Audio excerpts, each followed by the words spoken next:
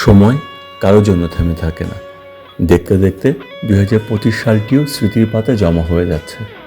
কাল সকালেই নতুন সূর্য, নতুন বছর 2026। পেছনের বছরগুলোতে আমরা অনেক কিছু হারিয়েছি।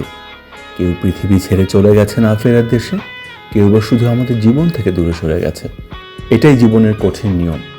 মানুষ আসবে, মানুষ যাবে, কিন্তু জীবনের এই অবিরাম পথ চলা কখনোই থামবে না। তবে এই প্রবাহমান জীবনে একটি জিনিস আমাদের হাতে আছে, তা হলো মানুষের প্রতি সহমর্মিতা। আমরা হয়তো সবার উপকার করতে পারবো না, কিন্তু অন্তত কারো ক্ষতি করা থেকে তো বিরত থাকতে পারি। একে অপরের প্রতি একটু দয়া, একটু ভালোবাসা আর সহমর্মিতাই পারে এই পৃথিবীকে বাসযোগ্য রাখতে। হারিয়ে যাওয়াদের প্রতি শ্রদ্ধা আর আগামীর জন্য ভালোবাসা নিয়ে চলি, কারণ জীবন এখনো অনেক সুন্দর। সবাইকে নতুন বছরের অগ্রিম শুভেচ্ছা। 2026 হোক সহমর্মিতার বছর।